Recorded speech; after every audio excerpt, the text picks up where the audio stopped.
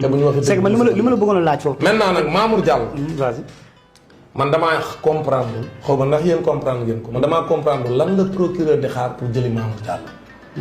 lan la procureur di xaar. Mamour Diallo kay instant bi dañ ko war a arrêté. li mu def nii fukki nit ak ñeent dee. ci ay tappale lu ko war a arrêté ko war a déglu. non dañ koy arrêté. mais moom moo waxal boppam. ne man maa Adji Sarr maa la encadré ci lii. lañ waxante woon ba léegi maa ngi ci. mu leer ne Adji Sarr dafa daw. contrairement lañ doon kàcc ñoom ni dawul. te Babacar Touré waxoon ko ne daa daw. tëb balcon daw. mu ne ko yow ña nga nekkaloon man xaw ma leen kenn laa ci xam waxi dof ne ko léegi nag maintenant man damaa bëgg nga sa xel dal maa ngi lay wax ne la du ma la ma sa bàyyi di dalal xelu Adji Sarr parce que xam nañu fi ñu doon ni Adji Sarr a ngi leen di rëcc te bu rëccee wax dëgg ñu bëgg mu dal pour mu toog fa mu toog ñu kon ne ko exploiter pour di na kon ne na sa xelu sénégalais parce que Adji Sarr mooy pièce maîtresse su seen complot bi waaw léegi loolu su amee wax dëgg yàlla léegi kay mbir mi leer na ki nga xam ne moom moo provoqué fukki nit ak ñeent dee Sénégal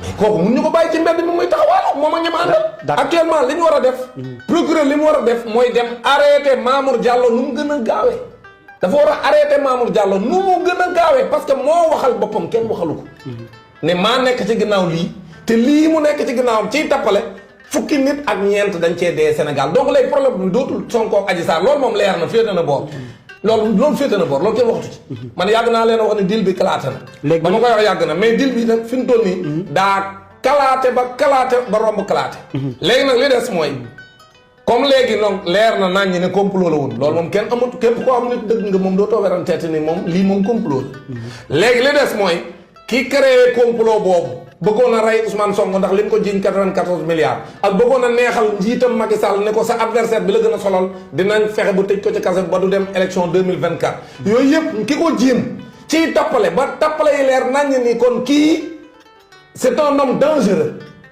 bala ñoo wax yeneen complice yi leen kañ leen di jàpp man jàpp naa ne moom procureur da koo war a woo ne ko ràpp ci kaso bi téye ci kaso bi parce que li mu def lu garaaw la kenn mënu koo làq.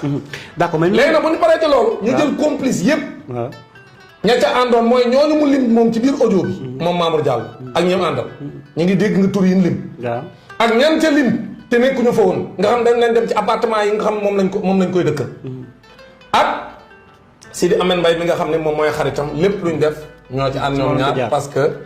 moom Adji Sarr sax waxal na ko boppam Sidi Amène Mbaye moo ne ma demal ñu violé waat la pour nga am preuve parce que lii boo ko waxee kenn du ko gëm il faut nga demaat ci waa ji fexe ba mu yegg ci yow kon maanaam waajal ba tamit ñoom ñoo ko doon waxtaane kon man jàpp naa ne daal fi mu toll nii bu ñu waxalee yàlla ñun Sénégal man li ma comprendre mooy depuis audio bi génn ba léegi lan la procureur de la République di xaar pour jëli Mamour Diallo dugal ko ci kaso bi en attendant ñu def enquête ci ñan la àndaloon ci complot bi pour que ñu mën a leeral loolu bu ko defee ñu jël responsabilité fukki nit ñi ak ñeent yi dee ñu teg ko ci seen ndodd parce que ñoom ñoo ko fi andi. question bi mooy léegi leer na nañu ni ñoom dañoo complot que ndaw si waxal na boppam ni kenn violé wu ma wax ji ngay féete na boor waxu viol moom nee naa la jeex na loolu kenn waxatu ci d'accord képp koo nitu dëgg nga waxu viol da nga koy tege nee parce que waxu viol mënatu la nekk parce que moom ndaw si mu concerné moo ne man kenn violé wu ma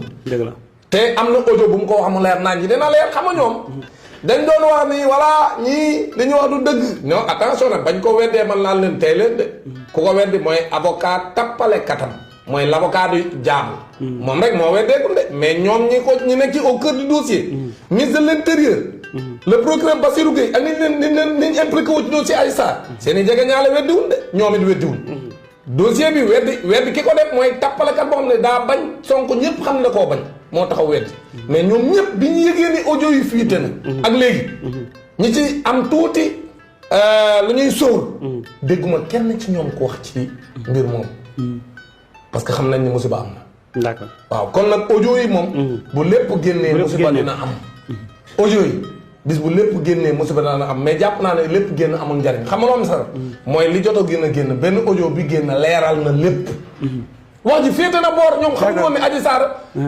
enregistré na leen léegi sëriñ bi tamit enregistré na waxtaanam ak Adji Sarr. discussion bi. te Adji Sarr moo waxal boppam mu leer nañ mu ne man kenn violé wu ma. lii dañ ma cee dugal. te lim na ñi ko ci dugal. te ñi ko dugal ñoo waxal seen bopp muy Mamour Diallo moo waxal boppam. xam nga loolay wax ji. dëgg la c'est-à-dire man damay toog a jàng damaa man réew mi comprendre tuma sénégalais. mais dëgg bu ñëwee waxal dëgg gi rek te yàlla tax. léegi leer na ne kon koy waxati waxu procès. procès kay bu ñu ca demee day gën a métti ci ñoom problème bi xam fu mu nekk léegi. lan la ñuy xaar. pour arrêter Mamour Diallo par rapport ak li mu def. parce que li mu def c'est extrêmement grave. lii képp kuy sénégalais ko xam nitu dëgg nga da ngay wax ni procureur na dem jëli Mamour Diallo. parce que moo waxal boppam kenn waxalu ko. audio bi mënuñu fee wër-wëral ba wax ni audio bi c'est pas authentique. audio bi moom. man wax naa ceeg ay spécialistes du son. ñu ne ma audio bi moom kenn rentewul ne moom audio bu authentique la du lu ñu monté. lu leer naa ñu la maintenant ndax waroon na koo def ak. waru koo def moom Adji Sarr. loolu beneen domaine la mais c'est clair. que li nga xam ne moom la Mamour Diallo wax. loolu nam ko waxee la amee et puis lu grave dafa am ci audio bi ca 17e minute ba. xam nga audio bi 18 minutes la. 17e minute ba war naa procureur moom laaj Mamour Diallo.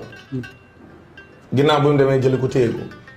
waaw léegi ban koy ba ndaw si naan ko ndax ma fayal leen ndax ma taalal leen clim bi. wala ma taalal leen ventilo yi. ak naan léegi góor ñi dem leen di leen tëjal bunt. ñoom moom ndaw si kese nekk fa léegi lu ñu doon def loolu du nga ko leeral Sénégalais yi dégluwaat leen audio bi ca 17e minute ba. jëm 18. tëj nañ bunt yi. ca 17e minute ba jëm 18. waaye ba noppi mu laaj ko mu ne ko noonu man soxlawuma ventilo. soxlawuma clim. xaaral sax ma fay sama téléphone bala ñu ma fay woo. mais yéen xaa déglu leen audio bi. mais man damay toog a jaay xaa déglu leen audio bi. waaw léegi kooku dañ koy bàyyi noonu mu toog ci dëkk bi def la ko leer nii. mais Mamour Diallo lan la procureur di xaar lan la procureur de la République di xaar pour jëli Mamour Diallo. et j'en profite pour dire à la presse. que nag jot na suba. titre yëpp. wane Mamour Diallo ak li mu def. parce que nag bu doon am nañ lu toll ne tarfatal ay ne ci Sonko. comme li bi journaux tappalekat yi ñëwee ñoom ñëpp la ñoo xëy titre ko. waaw tey nag parallélisme des formes.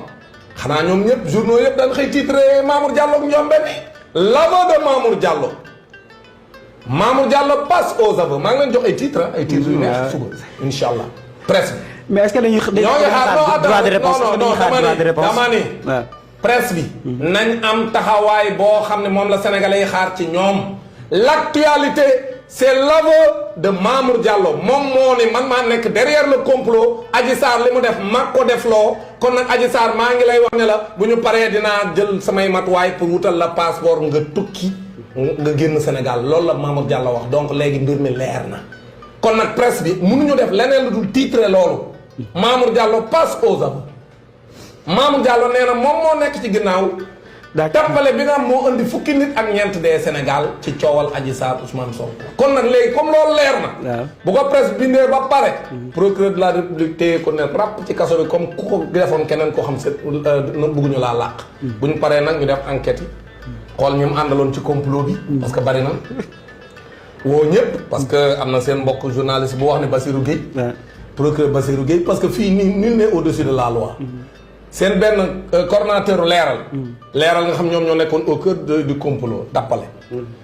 moom moomu coordonnateur programme leeral boobu nee na Bassirou Gueye xool na nee na moom nañ ko woo loolu sax pare na pour ñu woo ko nee na Bassirou Gueye xool na suñu benn vidéo ni ñu lii élément d'enquête la kon denc leen ko bu leen ko tegagul kon ça veut dire que moom procureur moo doon xelal la partie civile maanaam ñi ak ñi nekk ci complot bi ñoom waaw kon kay wax ji d'accord wax dëgg yàlla cay te ku dégg capitaine Touré mu demandé la démission du procureur capitaine Touré mu nangu ci sax ñàkk liggéeyam ni mais li am solo mooy na procureur démissionné ni na ministre de l'intérieur démissionné Antoine Diop mu ni na ministre de la justice démissionné saa yi bii wax ju rëy la gis nga Macky Sall lii ko dal ñu ci nguuram c'est normal nag parce que nguur guy jeex d'accord nguur guy jeex mook sabar bu tasayam tëgg ma dootul jaar yoon pecc ma dootul jaar yoon ku nekk fecc jëmale boor ba la neex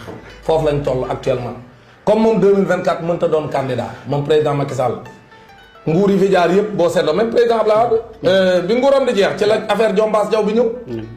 dina fàtte loolu affaire Diombass Diaw bi ñuy demee di instrumentaliser benn jigéen pour mu éliminer leen benn candidat mu nekkoon ca Dagan mais loolu comme tey boobu ci fin de règne ñu Macky Abdoulaye Wade la amoon c'est-à-dire nguur guy jeex day bëri scandale mais moom scandale am bi dafa rëy maanaam bii moom vraiment scandale bu nekk am na fi Abdou Diouf bi mu demee ba nga xam ni nguuram a ngi waaj a jeex moom it ci lañ doon def ay njombe yu bari Abdoulaye Wade la même chose mais aujourd'hui également vraiment Macky Sall signe nguur guy jeex la nekk. d'accord moo tax nag man li ma gëm mooy sénégalais yëpp nañ àndaat ne alhamdulillahi rabbil alamin ndaxte yàlla subhanahu wa taala moo ay ci póotum puur day bàyyi ba mu weer ay yére mi weex tàll mu taw ci kaw léegi nag Sénégal gépp nañ sant yàlla ndaxte moom leer na ni moom xeex yi nañu doon tiit dootul amati ndaxte yàlla leeral na lépp yàlla dimbali nañu